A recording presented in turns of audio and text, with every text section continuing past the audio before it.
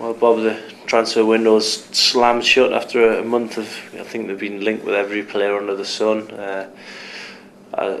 Shea Given went out, obviously, as we thought, and obviously Charles Zogbia probably couldn't stay after some of the things that went on.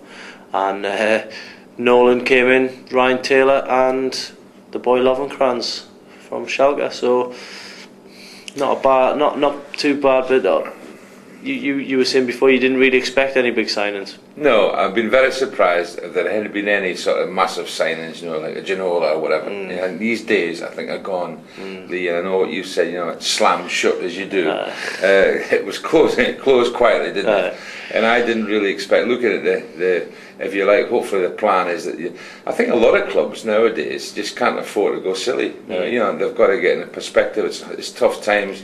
And I know today, I think, was the record again between Premier Clubs, 159 million, I think I read somewhere, which was 150 last year. Well, there's still a lot of money, but I think in Newcastle's case, it was never going to be big. And the only way I think they could have done it, and which I think they've tried to do, is you've got your asset in Shea Given, who for different reasons is moving on, and I've got no problem with that at all. I thought that was quite good business. He is an asset.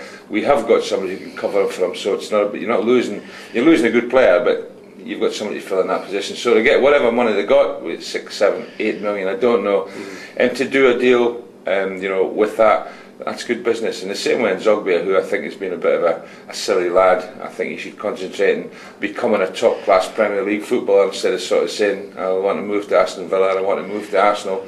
Or he's reportedly said that. All I would say to him is, well, look, why don't you just keep playing and become a good player, and eventually the cream will rise to the top, and he would have got these moves. But now he's finished up at Wigan, and with all due respect to Steve Bruce and Wigan, I've got to say, is Wigan a bigger club than Newcastle United? Even as Newcastle United is, I would think it's not a great move for him.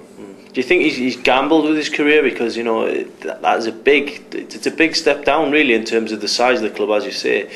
Now he's got to prove himself, and if he wants to win and move back to a big club, he's got to do it, because let's be honest, Wigan aren't going to the Champions League. Neither are we. No, absolutely. We'll stay in the Premiership. We're happy with that. But I think in Zogbia himself, he appears to be wanting away from the club for some time. He's had ambitions beyond, I think, his ability for some time, and I think what he should have done is just kept his head down, let his agents do whatever, but he should keep quiet and just become a decent player, because I think he's got promise, but I think he's just went way ahead of the game. He hasn't kept his feet in the ground for me, and he's been wanting away. And to use the excuse about Joe saying insomnia, that is it's a pathetic excuse to leave Newcastle United. I'll never play for that man again because he's such and such. Well, so Bobby Robson, Brian Clough, myself, we've all got players wrong sometimes when you're in a bit of a temper, and for him to make that the reason, I thought was sad. Yeah, it's funny you should mention that, because the way Shea Given's dealt with his transfer this window has been the complete opposite of how Zogbia does. As you say, Shea's let people, his agents and people like that, sort the move out behind the scenes and just quietly got on with his job. There's two things that stick out there. Shea is a good professional, isn't he? And he's also a very good player. He's a top-class Premier League player. All I can say is I don't think Zogbia is that yet. As to being a true professional, I don't really know, because I don't know. But he didn't appear to be. If I see things like that, if I'd have been manager, early on, I would have got a hold of him and said, look, just you keep playing and we'll get you a move. If you want to leave Newcastle that badly, we'll get you a move, but you keep your mouth shut and do your job. And that would be that's the way to get away. And you would do a deal. I've done deals with players who wanted away. Say, okay, fine.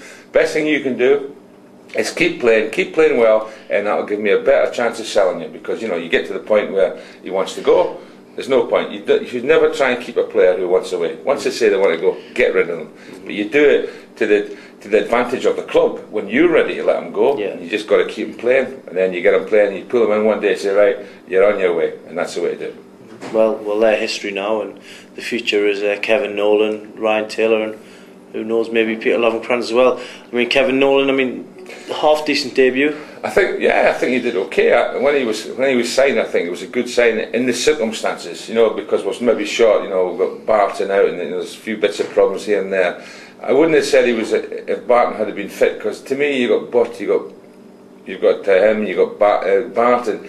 they're all much of a muchness. Albeit, I believe Nolan in his heyday could probably get forward and score goals. Yeah. And I think I was saying to you last week, we need somebody, not just a midfielder who can just sit there. We need somebody who can get forward and then support the front men and score goals. That's where it's getting more and more difficult. You know, from the middle of the park, we don't get many goals at all, do we? And I'd like to see somebody who's.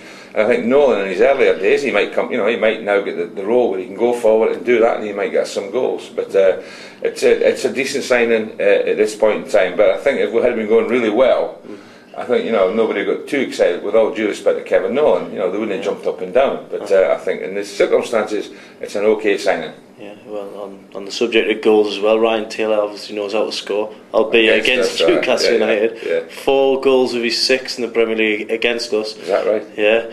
So, I mean, do you think he can maybe reproduce the same form at Wigan here? I mean, there's no reason why not. Well, it'd be nice to think so. Yeah, get somebody who can put the ball in the back of the net, because I say middle of the park because I think, you know, that's where goals should. Yeah. Apart from the front men, where it should come from. But anybody else who can add, like centre halves, that's good. You know, full-backs, that's good. You know, you want as many players in the team having the confidence to go up and score goals, because I keep saying this, I know I repeat myself, but goals win games, and we've got to win games, haven't we, to get points. Yeah, and I mean, yeah, just going back to Taylor as well. I mean, you can play right back, left wing, right wing. I mean, where do you see his role being? I mean, he is a utility player, so that's a good thing. But where would you put him? Where would you pitch him against West Brom?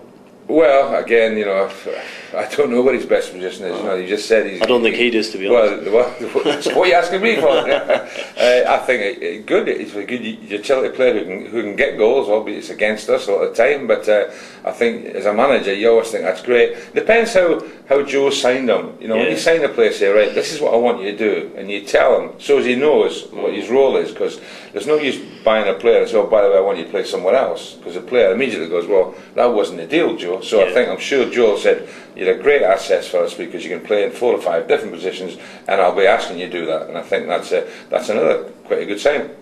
Well, my prediction is that he might play left back, but we'll see. Because I can't see him dropping Duff.